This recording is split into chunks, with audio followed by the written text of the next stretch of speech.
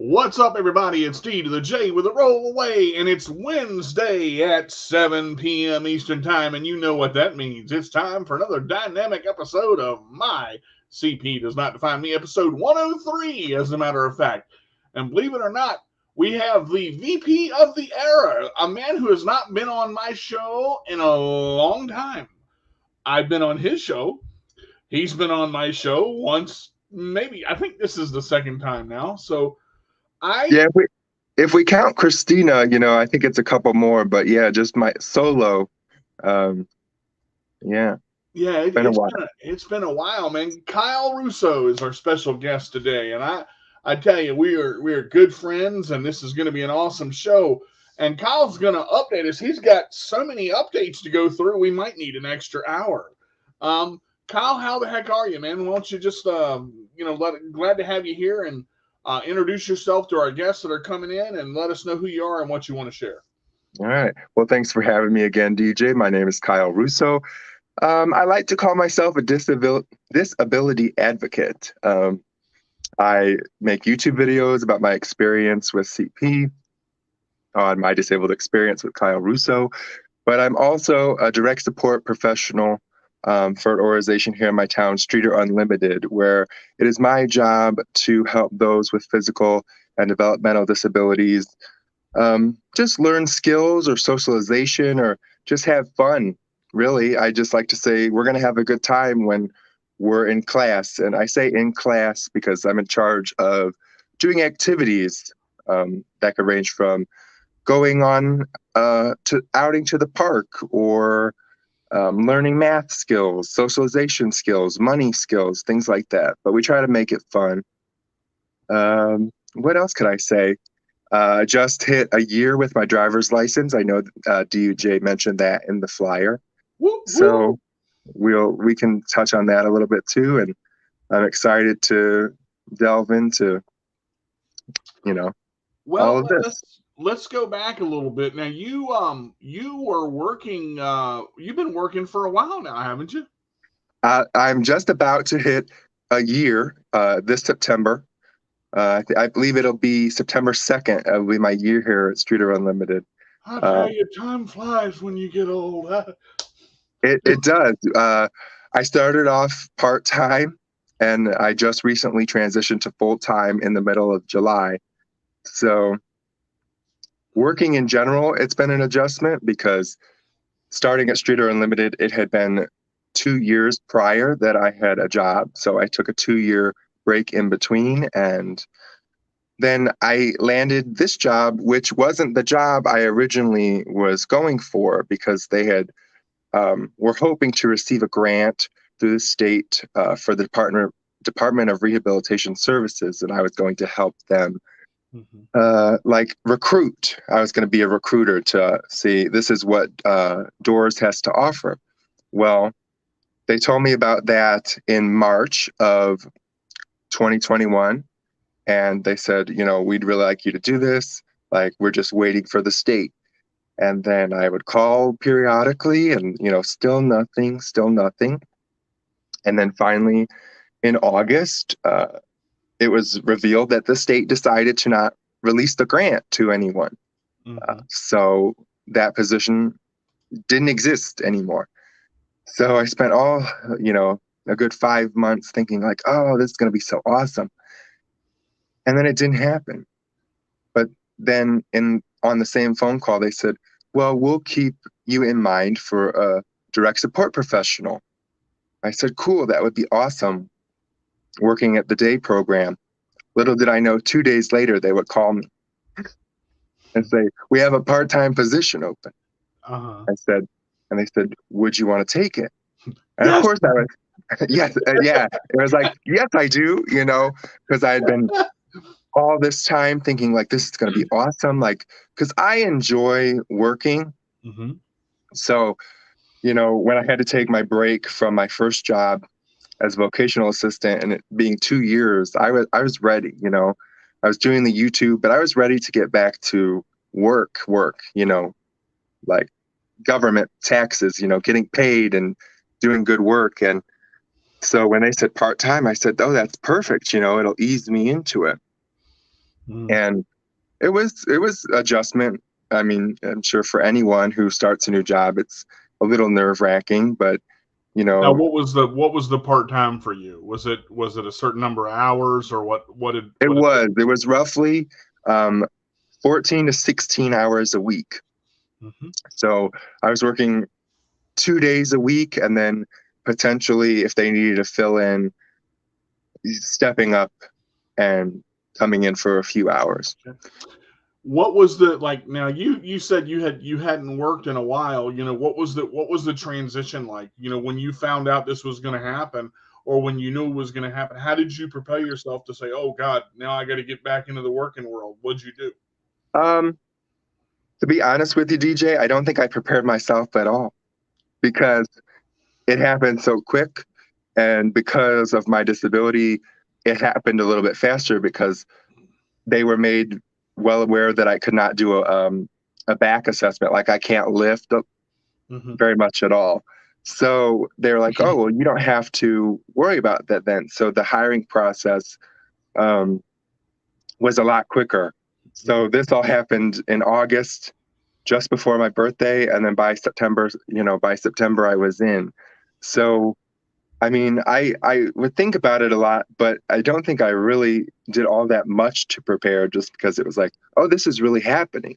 Hmm. Like, and to compound that, I had just gotten my license July 30th of last year. Yeah, I So, was I was going to ask you that too, because so many things have happened in your life recently that have kind of compounded together. Your big thing, and I remember us talking about it and us sharing stories together about driving. You were you were scared to death, man, and you did it anyway, and you accomplished it and got the car, and I was like, man, what in the world?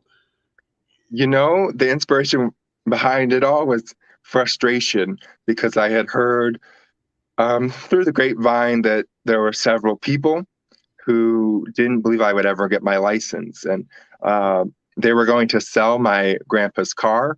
Hmm. And I really wanted to keep his car just as a memento of him, Hmm. just because I had a lot of memories with it. And they were going to sell it because they didn't think I could actually get my license. And it was like, nope, I can't let this go. So, Welcome everybody coming to the show. Hey Cindy, hey Christina, hey Betsy, hey Thomas, and hey Tony. Welcome everybody as you guys come in. Sorry about that, brother. Go ahead and continue. I didn't want to cut you oh, off there. no, you're fine. Thanks everybody for watching. Sorry, I can't see your comments because my Yeah, that's why computer is that's not why I'm gonna working. read them when they come Yeah. in. Tony said he needed a study break tonight. So hey Nikki, how are you? Welcome. Thank you for coming in. Thanks, Nikki, for watching. Where was I? So yeah, it was just, and the thing about it was, on top of wanting the car, I had my permit that technically expired in 2020. Well, because of COVID, things got extended Hmm. till August 1st. That initial permit was still valid till August 1st. Hmm. So all I needed was a new vision test because I always fail the vision tests at the DMV or even in the school system. So I went to the eye doctor, and July 30th, it was a Friday, and was like, okay, we're gonna do this. And I had just gotten the car in June, so it was about a month of using my car. Hmm. So, and we didn't really, I knew the route because I knew a lot of people who went through driver's ed and knew the route. So I had practiced it a couple times, but I didn't really feel ready. Um, but it was one of those like, we got to do it. Like, I don't want to have to, take the rules of the road tests again. So it was just like, this is crunch time. Yeah, yeah. And thankfully, the driving instructor that I went with was super calm, super sweet, super nice. And it just really, for some reason, I thought I would be super nervous. And it was just like, okay, Yeah, like we're you going were to do able this. to take that breath and relax. Betsy said this: "Never believe the naysayers. Always believe you can." And it's funny. We're kind of talking about this. There's always going to be those people to say you won't or you can't or I don't think that's a good idea. the bottom line in life is when you want something, you have to go for it. And if you want it bad enough, you're going to have to fight for it. Even family. You're going to have family, friends, dogs, cats, goldfish. You're not going to be able to do that, Kyle. I mean, it's gonna happen. But we spend our lives proving people wrong, especially with disabilities, and it becomes. I hate it and I don't, because I like proving people wrong and I like showing that I can do something, but I also want people to just shut up and let me live my own life the way I want to live it. Not trying to say that, to disrespect anybody, but you got to go with what you got to go with. Christina said this, a great comment. I'm feeling like you being this busy lately means we definitely need Thursday wings, Kyle. So that's what Christina said. Tony said this. I'm glad you're sharing your driving journey. I'm still trying to decide if I want to try again. All right, so let me just open up one thing on my side of the world here. Kyle and I are very similar when it comes to fear. We've talked about a lot of things, and when I got my license in a car. Okay, so understand that I can drive a car, and I can drive. I have driven before. It scared the ever-loving bejesus out of me, but I can do it. My problem is parking. You can't let fear control you. I've gotten behind the wheel of my van a couple times, and it's like, oh no, oh no, oh no, too big, no, and you shut down. But once you get through that, and you start backing up 2 inches and going forward, and backing up 4 inches and going forward, and backing up 6 inches, and that's what I literally had to do. And it's like, don't hit a kid, don't hit a kid, don't hit a kid, don't hit a kid. And that's what I kept, because I don't want to take anybody's life. And that's the scariest thing for me. Because once you're on that road, the one thing that you can't control is what somebody else does. If they pull out in front of you, that's them. You can only control what you do. Mm-hmm. And very much so. That's what's kind of hindered me. But I've had people kind of nudge me, kind of shove me, kind of clothesline me in the direction of, you should try again, man. You can do it. And if I've got a route with not a lot of traffic, I can do it. But it ultimately comes down to what you feel comfortable with. And Tony, I can understand the hesitation, but I'm better on a motorcycle, but my friends won't let me have one. I'll tell you right now, I drove a trike. I drove the Lehman conversion trike, and my mom, I thought she was gonna do something, as an explode inside when I drove that thing. I did great, but everybody got scared. Man, what if you flip over? Well, it's got 3 wheels. I mean, I'm not gonna. But you've got to decide what you really want. I have a few comments about all of this. So it really boils down to comfort in the vehicle. Like you have to find the right vehicle, especially for your driver's test. And that's when I knew that I really wanted my grandpa's car, because I wanted to keep it the family. But when I got in the car, it felt right to me. I felt comfortable. I could see what I needed to see. I don't know. It just felt like, this is the car. This is my car. So that helps. Can I ask you a personal question on that? Did you feel like your grandfather was with you when you? It was just, it's one of those feelings. It's hard to describe, but it's like, nope, this is my car. I can't let somebody else have this. So comfort in the vehicle is key, because it's a smaller car, and that's what I wanted. I don't like big vehicles. The second, I mean, did you have to scrunch down because you're like 6'9"? I mean, just No, it actually felt it. I mean, it's really comfortable. I have it where I want it. I mean, I did let a friend drive it a few weeks ago, and they changed everything to fit their needs, and it was hard to get it back to, I couldn't get it to the right comfort level for a long time. So that was interesting. Did you have to use anything like a turning knob or? No, I thought maybe that would be a thing, but I don't use any assistive technology with the steering wheel or the brakes or gas. I use. How is that transition with CP from the gas to the brake? For me, it's not really that bad. I think because my spasticity is under control, it's as long as I'm doing my stretches and exercises, it's pretty smooth. But I can't say that for everyone. I Mm-hmm. do find that I originally thought I would be more comfortable driving without my AFOs, my leg braces. Mm. Um, and that's how I initially started driving. But the more I drive, I actually feel more comfortable in my AFOs. I don't know if it's like just feeling of like control Mm-hmm. or not. I Well, don't know. you've got the support of the AFOs too, but there's a question in that, and then we'll move forward a little bit. The question I want to ask is, when you have your AFOs, your foot is heavier.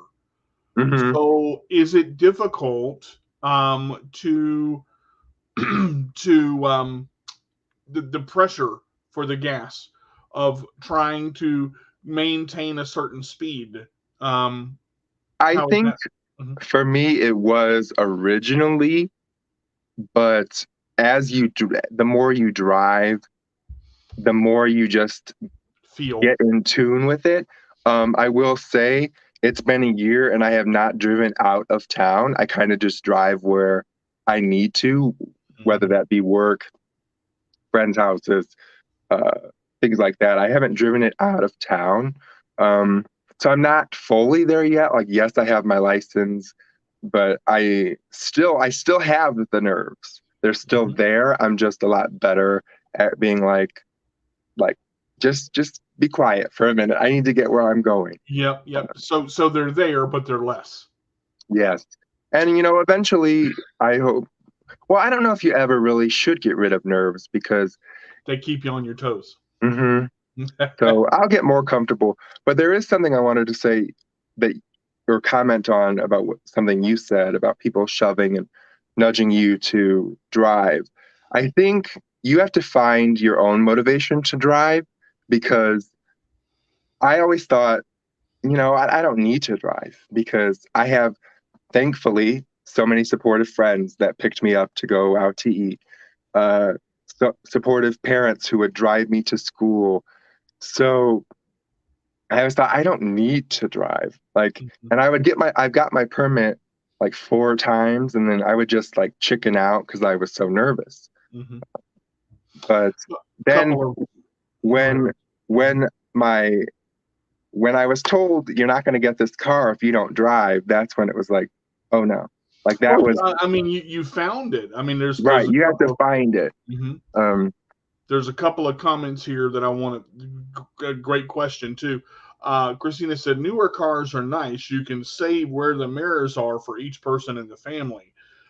She said the ankle supports for us help with pushing the gas control. I think she says for me, my ankles get tired fast. Now Tony has a question here. Um, what are AFOs? AFOs are basically the braces for the legs. They're the supports for the ankles, the legs, and the foot. Some of them come all the way up to the knee. Some of them go past the knee. Some of them are below the knee. There are different types of braces to help strengthen the foot and to keep it straight. So they're the braces that go on the legs, Tony. If that answers that yes, question for you. their full name is ankle foot orthotics. But yes, DJ is exactly right. They come in various lengths, and they're just there to keep the support for your ankles and feet. Um, In 40 years, I don't think I knew the abbreviation for ankle and foot orthotics. Thank you, VP. And oh, you're welcome. knowing is half the battle. Uh, Jeffrey said this. You're so right, DJ. I was never really comfortable when having driving lessons, so I didn't persist with driving. So I just had to consider alternatives to be comfortable with my decision. And that's what Kyle was just talking about. You got to find your own niche. You got to find your own piece, your own support in this to do what you want to do. I'm not going to say I'm not going to drive because I've done it. Am I comfortable with it? No. Do I like it? No. Do I want to pick up the vehicle and tow it? Probably yes, because you've got to worry about insurances. You've got to worry about maintenance. You got to worry about alternators or 5 of them. And you've got to worry about other things. But it's one of those things where You got to find your own piece. And I'm glad that Kyle conquered or is conquering the decision of going and pushing through. That's great. I'm very proud of him. He's done a wonderful job so far. I Thank am not you. able to control my body as I drive, so I wonder if it's too late to learn. The bo- that's a good question. The body CP sometimes with work, and it's going to take effort. You're going to have to put a lot of effort into it. The muscle spasms and the trunk control and all of that does get better with time, but the more you use it, the better it gets. And you can Exactly. train your body not to do it. Kyle, do you agree with that? Yeah, I think it takes a lot of effort. But I also want to say driving isn't everything. I don't want people to take away from this that in order to be happy or live a full life that you need to drive, Mm-hmm. but it has opened a lot of opportunity that I might otherwise not have had. And that may stem from where we live. We don't have public transportation here. So if I was going to get this job at Streeter Unlimited, somebody was going to have to drive me if I couldn't drive myself because I couldn't Mm-hmm. walk there Mm-hmm. either. So it all just kind of, I don't know, it was the perfect storm. But I do want to touch base a little bit on where the fear came from. And that kind of had Christina can attest to this. At our high school, they wanted to have us evaluated to make sure that it was safe for us to take driver's ed. Mm-hmm. So there was a group of like 4 or 5 of us who had to go through this evaluation. Mm-hmm. And I was the last person to go. And every other person was like, yeah, it was a little bit hard, but I passed. So I passed, you can pass, like physical therapists. Everybody was like, you got this, Kyle. And so I think I went in a little overconfident. And once we got there, we did all the in classroom stuff. It was so, but then the driving portion came, and I had been practicing driving without any assistive technology. And they're like, well, no, you need to have a weight on the steering wheel and the gas control, use your hands for brake and gas. Mm-hmm. So that immediately threw me. But I drove for about 20 minutes. We were supposed to drive for an hour. And they said, well, that's enough. Like, we've seen enough. You are a danger to the road. So go home, regroup. We can try again eventually. Mm-hmm. But in my head, I had this. Yeah. And then to hear that I was a danger to the road, I don't know. Honestly, I was a little traumatized by it. It was I don't need to go into every detail, but it was a very traumatic experience for me. So I had to struggle for years on how do I overcome, like, that's what I would hear in my mind. You're a danger to the road every time I would get my permit. Like, I had to unlearn and unthink about that. It was like, no, I'm not the person I was at That's 16, right? That's it right So there. that's when it started to get easier, when I realized I'm not him anymore. And then, it got easier, but that's what stuck with me. I'm going to say this, and there's 2 comments I want to go through. Thomas got a great comment here about the AFOs. You have to wear your AFOs every day because if you don't, your feet and ankles will get messed up. Christina said that's the same way for me. It is very important to wear your AFOs because if you lose the strength in your feet, you can also, they can also atrophy and deteriorate if you don't wear them properly and don't use them like you're supposed to. Now, there's something that Tony said here. I was told I needed 75,000 for a car for my needs and couldn't afford it. Tony, let me tell you something. Do not get focused on money. Do not get focused on what they tell you about money. Okay? I'm going to say 2 things because I know that, Kyle's here and I don't want to take up too much time. I had a van, and I thank God to Midsa, Virginia. I got my first van was a 4150. It was a big son of a gun. Okay, it was one of those things that I could have landed an aircraft carrier on that thing. Okay, I did not need $75,000 for a car. Okay, my second van that I got I bought from Richard. I worked my way up. Then I had a 1994 Dodge Grand Caravan. I drove that thing till it couldn't drive anymore. And I said, God, I don't have money to get a car. I don't know what I'm going to do. Literally, right away, dropped a van in my lap, 2006 Buick Terrazzo. When I got it, it had 18,000 miles on it. A 2006 that had 18,000 miles on it, fully automated, open doors, lift, full CD player, five disc CD changer, TV, automated seats, seat warmers, the whole 9 yards. The lady that donated it to me, her daughter had passed away, and it was sitting in her garage, and she could not have it sitting there anymore. They kept it tuned up and tired and oiled and all. I have been driving that car. I've had that car now for over 13 years. Do not let them tell you you need $75,000 for no car.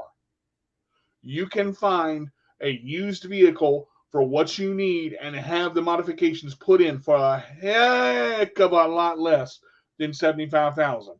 So they can take that $75,000 and shove it. I'm just saying. All right. Wanted to get that out there. Sorry, Carl. Did it again. Kyle, sorry about that. Kyle. Just don't call me late for dinner. I get it. So, in conquering the fear and realizing that you weren't that person, that you had grown and that you had changed, I would have wanted to take my license and take my car to that driving instructor and go, ha ha, there it is. Yeah. I mean, it was the biggest, and I thankfully was able to get my license on the first try. Like, I kept telling myself, if I don't pass, like, I'll just try again, Like, I was finally like, we're going to do this. Like, this is the time. So when I passed first thing, like, I only messed up on one thing on the test, and she was like, look, like, you did it. Because she was talking to me like the whole test, in between giving me instructions. She was like, so why didn't you want to drive? Like, what's motivating you now? Things like that. So I think that really helped me. Just like once we got back, she's like, you did great. Like, I don't know what you were worried about, but it was when I started to cry a little bit after she left to go get my license. It was like, oh my God. Well, you said something. You had the right instructor, and I have to say, my instructor. Everybody said she was, this rough and tough lady. I love Susan Gray. Susan Gray was my instructor, and she was rough and tough, but she was determined to teach me. And when I started driving, I would drift a little bit in the lane, and she'd say, "You're drifting. Come on back." So I got to where I was doing it. I'm drifting, I'm coming back. And she smiled because I started picking up on her nuances, on how to feel. She started talking to me. And then she took me on the interstate for the first time. And I'm going, and I'm like, oh my God, oh my God, oh my God, oh my God. Oh, next exit. Oh, okay, I'm off.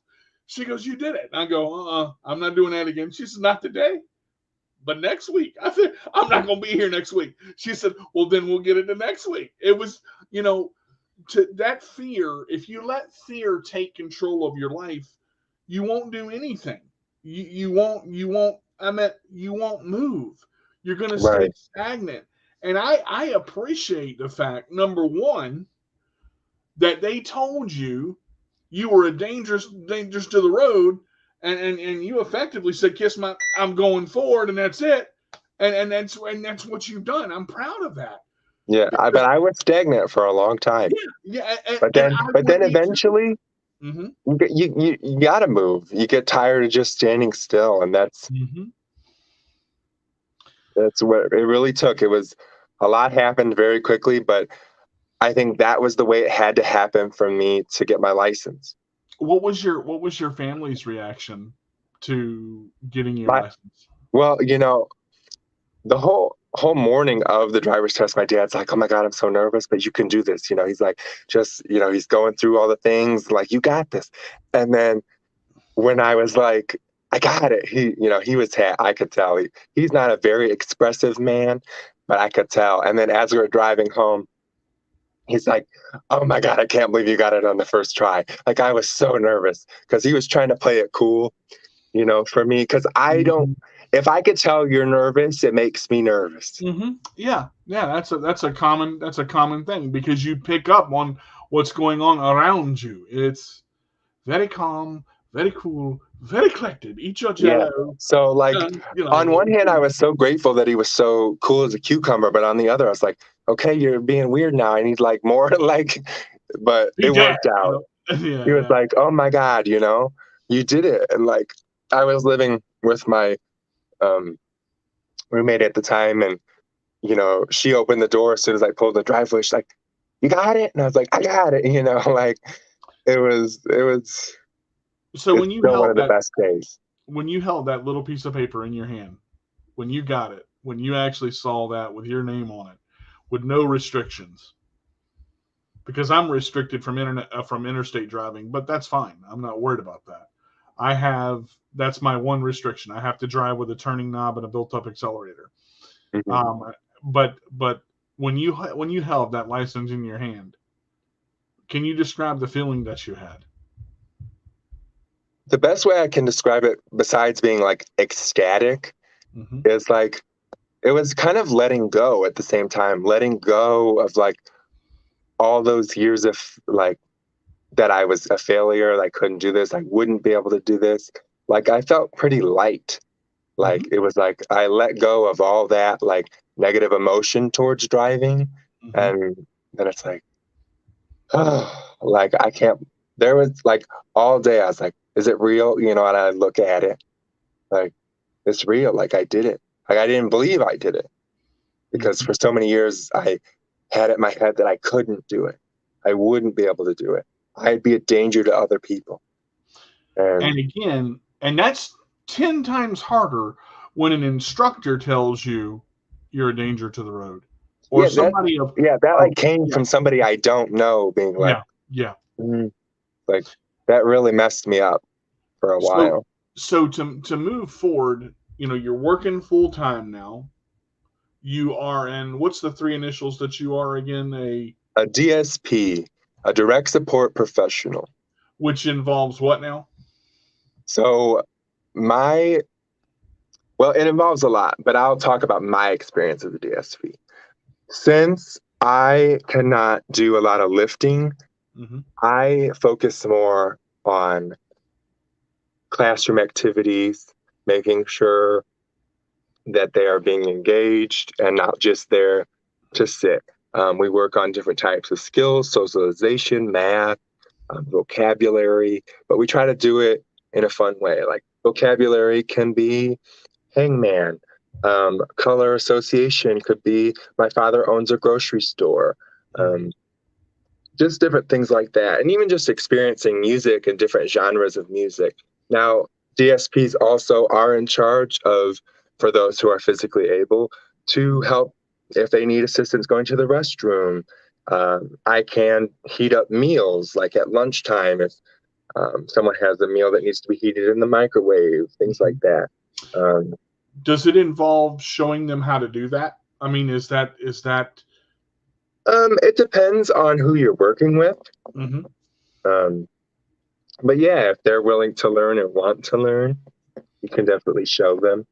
What do you get? What satisfaction is there for you in doing this? What is it? What joy has it brought, or what new feelings has it brought for you to be able to do something like this? Because you sound like you really enjoy it. Well, you know, I do. I don't know. There's just something about, you know, being disabled and working with others with disabilities and showing them like things are possible. Like just because you're disabled, what does that mean? I mean, it's different for everybody, but I want them to see that like, yes, I'm physically disabled, but I'm working full time.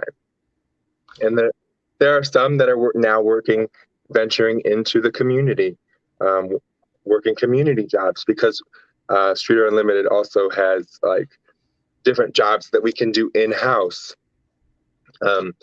like filling boxes with a certain number of bottles, or the seals on medicine bottles, like repackaging those, things like that. But more and more are starting to venture out like into the community, working at restaurants, working at banks, and I just would like to hope that maybe I'm, helping them see like those things are possible. Would you like to see the word disabled get taken out of the world? Um, I don't know. I have a love-hate relationship with it because I'm proud to be disabled at this point. Was I always? No. It was a rocky road of acceptance of being disabled. But now I look at it as like I'm disabled, so what? Like I'm proud to be disabled. We're the Well, same. well, so am I. I mean, in the same sense of I'm proud as well, and it took me a long time to come to that. But what I'm talking about is I didn't get the job because of my disability. I got the job because I worked my butt off and I'm qualified. You know, I know people. I don't. If you're able to do the job, I don't care if you can lift 50 pounds.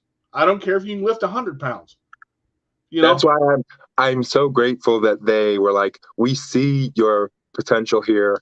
Like we can work around you right? to make. They weren't worried about what you couldn't do. And I believe that more bosses and instructors and teachers and people and job fairs and applications and things in the world need to stop looking at what we can't do and start looking at what we can do and go, you know what, I could really use him for this or her for this or them for this. Right. I wish Because we could get rid of the stigma of disabled because when you think disabled, well, maybe not you, DJ, but when a lot of people think of disabled, they think of the worst possible scenario. case or Mhm, instance of mhm. that disability. And a lot of people don't realize that it is a spectrum. And just because you're disabled doesn't mean you don't have other gifts and talents that, outshine the fact that you're not able to tie your shoe. Mhm.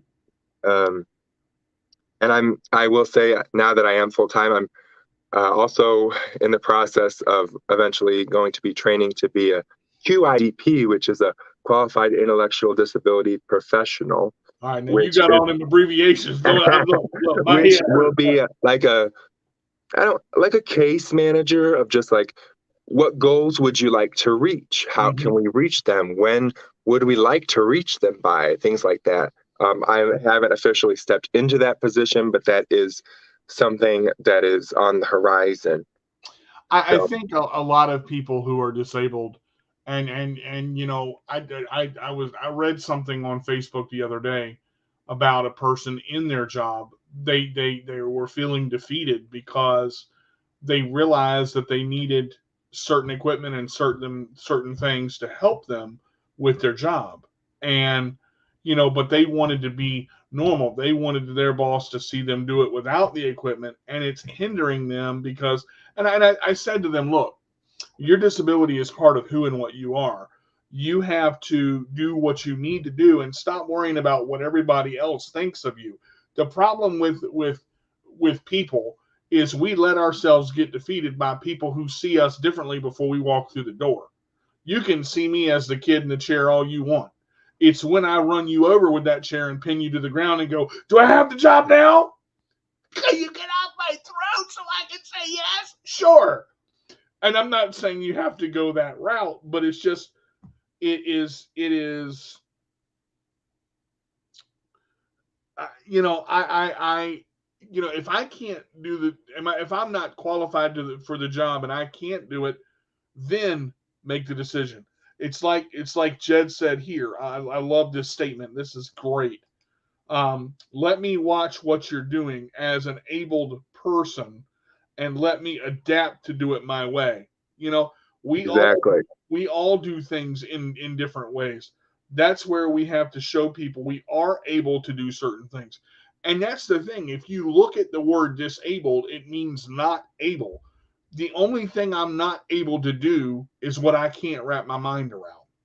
I just have to find the way to do it. And I've been told I'm overqualified. I've been told I talk too much. I've been told, look, you can say what you want about me. I don't care. If I want something, I'm gonna go over top of your head and take what you got. And I'm gonna be sitting in a desk. I've had the interview, I go in there, man, that's the best interview I ever had. We're gonna call you on Wednesday. We want to hire you. Wednesday comes, nobody hires me. Don't give me that crap.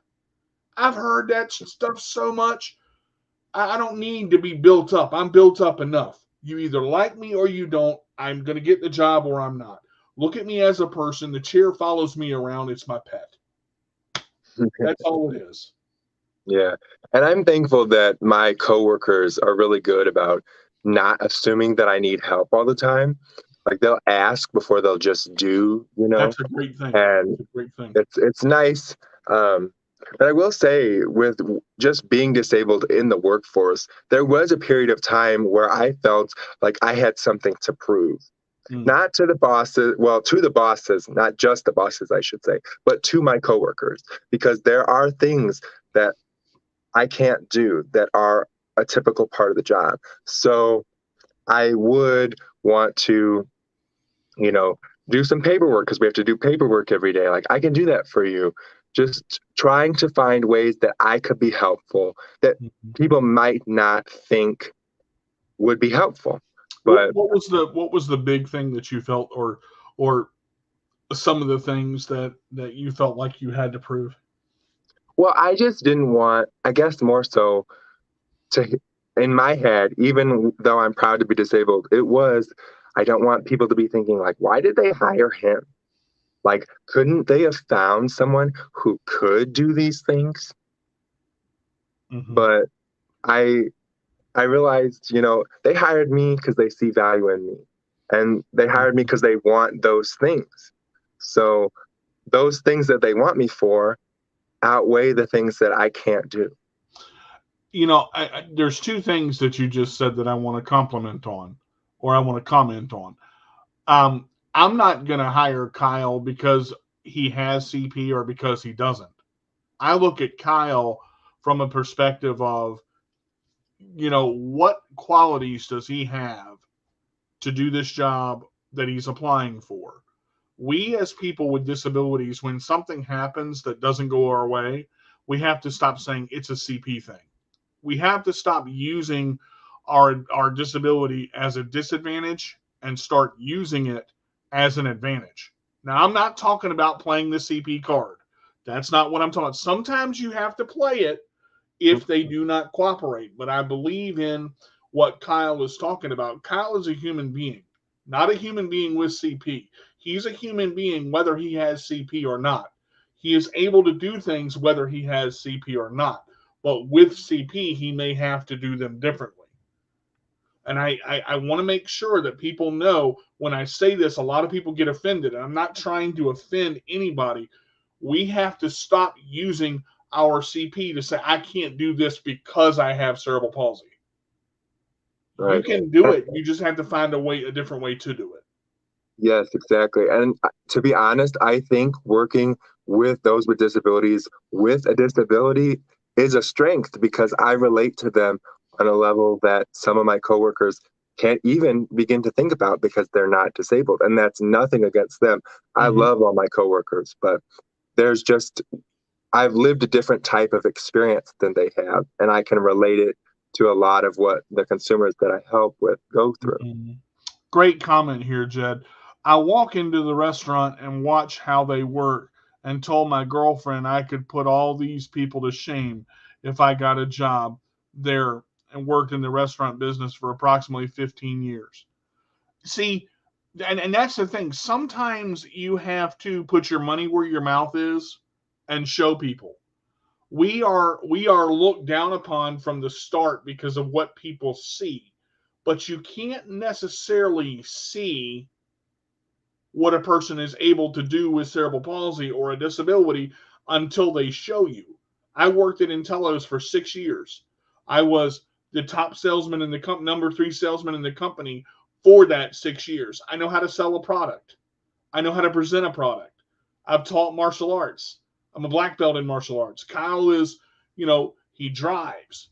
He is able to show people that they can be and live a productive lifestyle with cerebral palsy. It's not because Kyle has CP that he does it. That's a part of it.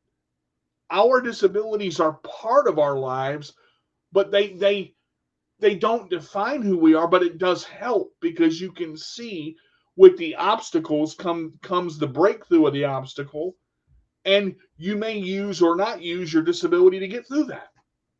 Does that make sense? Oh, yes. I mean, living with a disability gives you your own set of skills that nobody else really has because you have to adapt constantly. So it's not a weakness, is what I'll say. A lot of people want to frame it that way, and a lot of people feel that way because that's what society kind of paints disability as. Right. But it's not.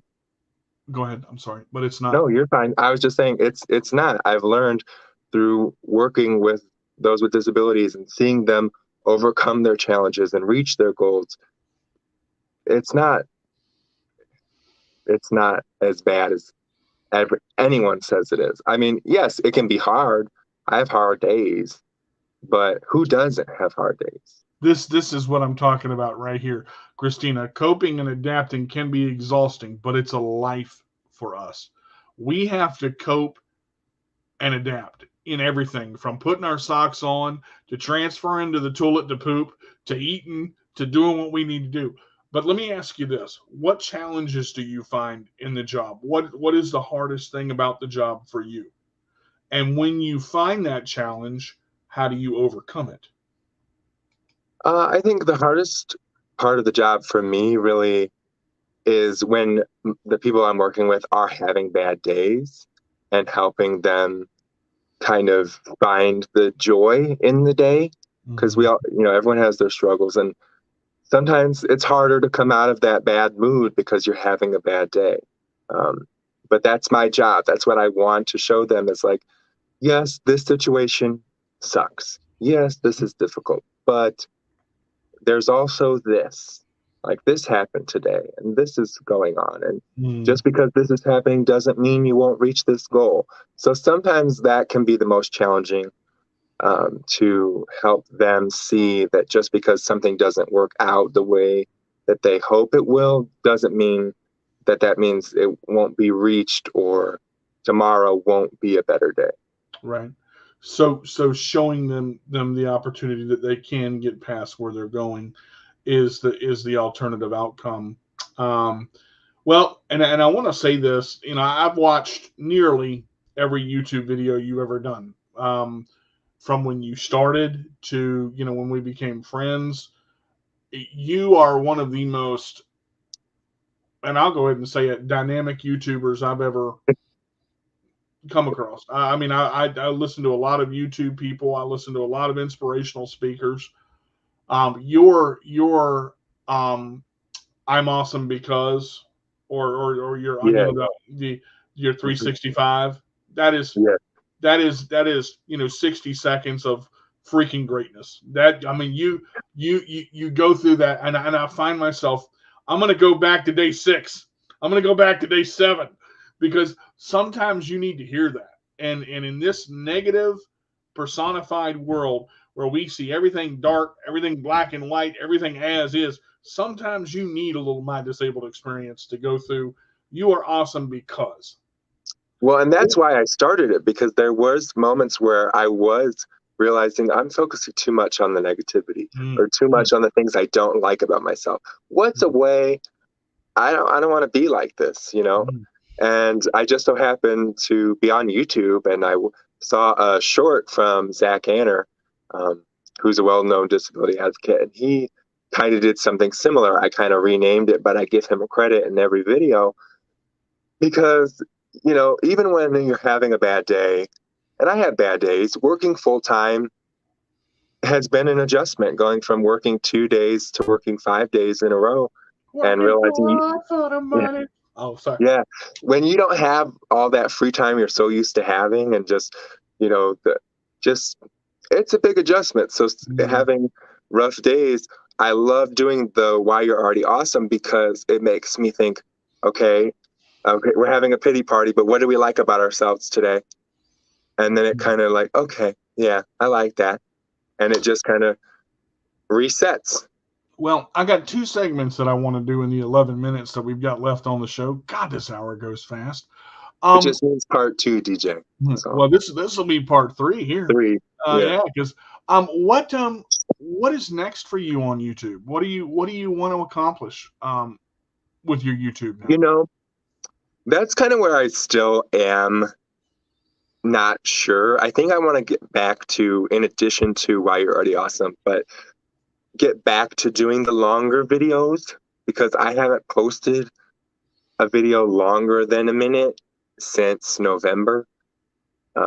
Have you thought about maybe doing a, not necessarily a 365, but a 30-day equipment? I use this. This is for cerebral palsy. I dealt with this. If you have ankle pain, you can use this.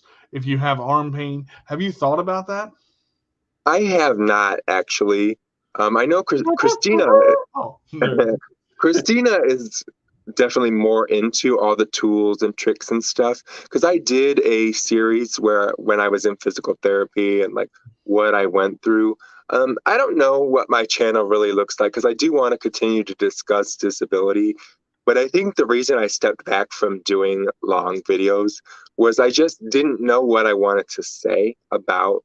Um, because I felt like I said I mean, not that I said everything, because there's so many things you could talk about, but I just felt like I kind of burned myself out because at a certain point I was like, I have to post every week at on this day, and I don't know, I just burned myself out. So the Why You're Already Awesome has helped me, continue to spread a positive message because And that, recharge a little bit too. Yeah. because I do want to get back to, it's been great talking about my driving journey here and working full time on here. But I think I do need to put that in a YouTube Yeah, video. I was going to say that was my next suggestion. Suggestion was with you driving. You can get one of the dashboard cams and be like, well, the driving experience, the VP driving experience would be. I'm just saying, Maybe.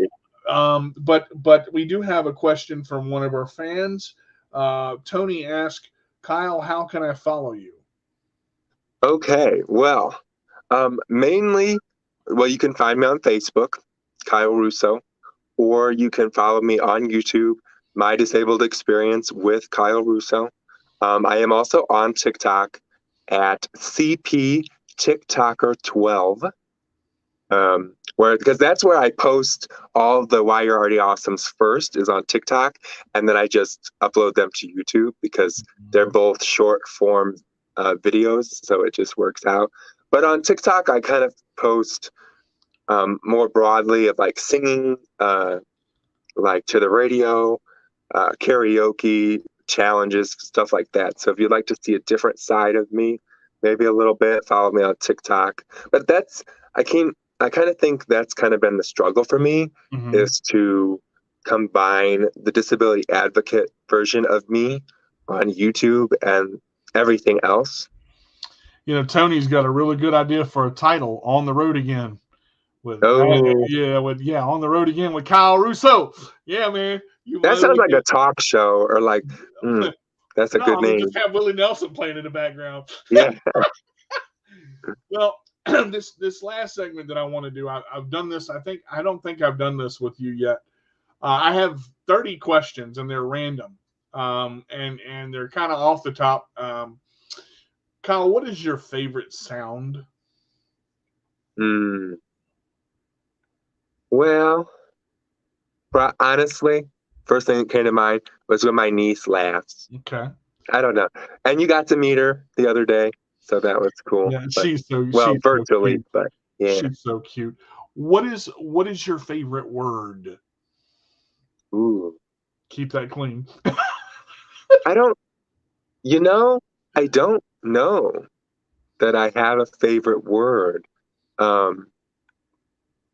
I don't know. I guess I have a favorite phrase like I love you or can we be friends? Like when at work, like when the consumers they'll be like, can we be friends? I'm like, yes, we can be friends. Of course, like we can be friends. That's pretty cool. But I don't know if I have just one word. What's your least favorite word? Can't. It didn't always used to be, but then I realized I can. If money was no object and you could go anywhere in the entire world right now, where would you go? Probably Disney World. And I would take my niece. And the whole family, of course. But I don't even need my niece. We could leave, like, even if she wasn't born, I'd still want to go to Disney World because it was fun. What's your favorite Disney movie? Ooh. What have I watched the most? Probably The Lion King is one that I can watch multiple times and not get sick of. The Circle of Life. It's a classic. Okay. What is your least favorite sound? Ooh. Probably like scraping, like metal scraping. Okay. Or like nails on a chalkboard. I get that one a lot. Nails on a chalkboard. I have two more for you. If it was your last meal on Earth and you could have anything you wanted, what would it be? My mom's halushki, my favorite. Bacon, cabbage, and noodles. Nice. I was going to say, what the heck is halushki? And then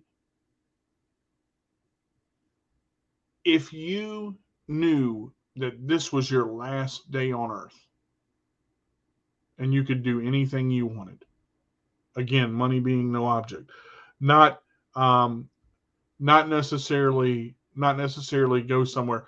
If it was your last day on Earth, what would you do? What's the one message or something that you would do that you would leave? I would have everybody. What's the one message?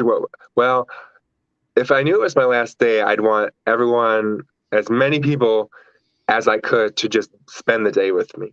Because my love language in any type of relationship, romantic or friendship, is, spending time together. And I just love that quality time. So if it was, whether it be FaceTime, Facebook Messenger, I would just want to be talking to as many people as possible.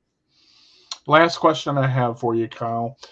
You've mentioned a lot about the person that you used to be, and I look at who you've become today, trying not to cry myself, but I've seen such a growth in you as an individual, through your job and driving and life experiences, and just because you've dealt with a lot of stuff. Going back to your former self, looking at that 12-year-old, 10-year-old Kyle that was wondering, am I ever going to be accepted? Am I ever going to be liked? When am I going to, feel accomplished? What am I going to get out of life? Yeah, I do too, Christina. Kyle hates when people cry. Let me tell you. Whoo! Me too. Because it makes me cry. I'm a very empathetic person. So whatever you're feeling, whether that be a happy emotion or you're crying, I'm going to be right there. So, what would you say to that young Kyle now? When you have a chance to sit down and talk with him, what would you say to him? Well, I feel like the obvious answer is you're going to be okay. But what I really want to say is, you don't have to be so angry. Let it go. Because if I would have let go of the anger sooner, who knows? Because that's when I really started to open up. When I just said, I'm tired of being angry. I'm tired of being sad about this, And I've said it many, many times. Christina's probably sick of me saying it.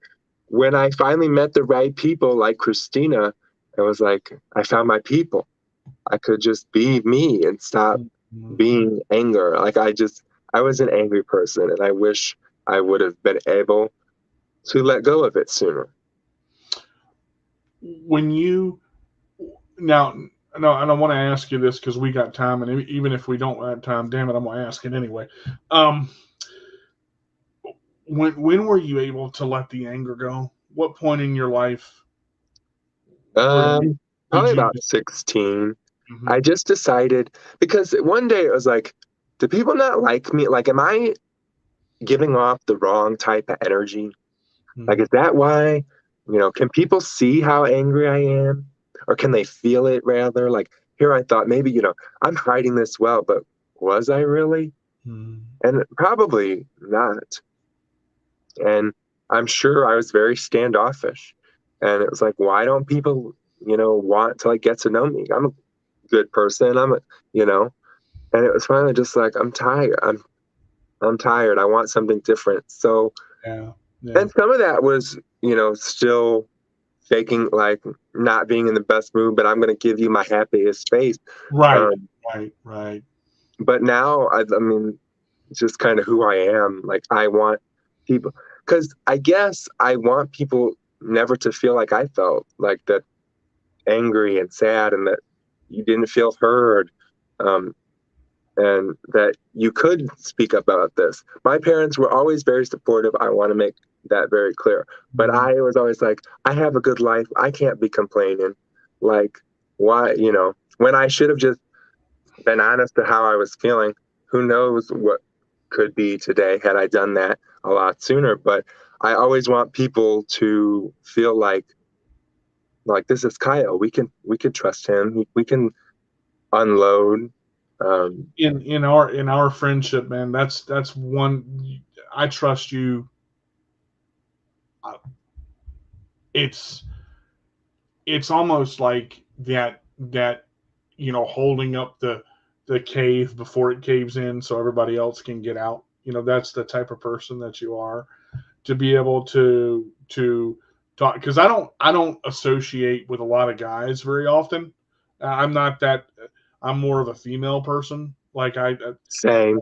yeah, because but you, I meant, and a few others that I can, I'm very selective with my male friends, because with cerebral palsy, I always feel like people get tired of me, and that's, but it really wasn't just a cerebral palsy thing. It became this when is the next one going to do it? Eventually everybody is going to get tired. But what I had to figure out, and through meeting you and understanding how you operate, yeah, there's my CP, operate. It's more of, everybody has lives. Everybody Right. has things that they have to do. It's not necessarily that they're tired of you. It's that they're trying to figure their stuff out. But with you, I don't care what time of day it is, you have that same calming. You could have had the worst day, and sometimes you can tell, but you're like, hey man, what's going on? Do you need anything? It's that. And it's not asking the question of, hey man, what do you need now? It's the honest, what are you feeling? What are you thinking?